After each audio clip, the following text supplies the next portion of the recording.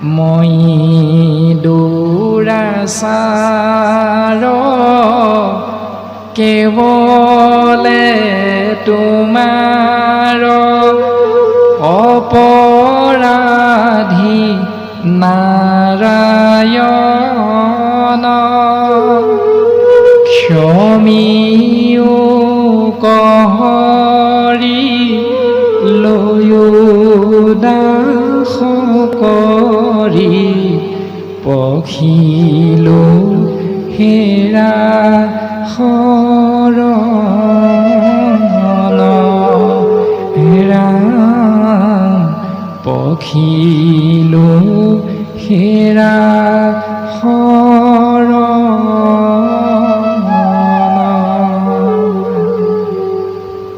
ক'ত ক'লোগৈ? গছৰ তলত। কি বুলি ক'লো? মই দুৰাচাৰ অবিহনে কেৱলে তোমাৰ। আৰু কি? অপৰাধী। কাৰ অবিহনে? প্ৰভু নাৰায়ণ তোমাৰ অবিহনে। লৈও দাস কৰি প্ৰভু তুমি মোক সেৱক কৰি লোৱা, ক্ষমিও কহৰি মোৰ অপৰাধ ক্ষমা কৰা, পখিলো হেৰা শৰণ, তোমাৰ চৰণত মই শৰণাপন্ন হৈছোঁ। যিজনৰ সন্মুখত চাকি বন্তি গুৱা পাণ ধূপ ধূনা জ্বলাই দিলোঁ, সেইজনৰ নামটো কি? সেইটোকে নাজানো।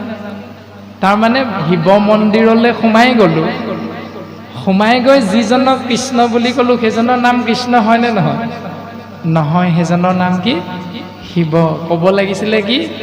শিৱ প্ৰভু মোক ক্ষমা কৰা, মই দুৰাচাৰ কেৱলে তোমাৰ অপৰাধী শিৱ প্ৰভু, এনেকৈ বুলিহে ক'ব লাগিছিল। এতিয়া কৈ দিলোঁ অপৰাধী নাৰায়ণ। এইখিনি আমাৰ গণ্ডগোল হৈ আছে। যিজনৰ ওচৰলৈ মংগল বিচাৰি যাম সেইজনৰ নামটো জনাটো ভাল।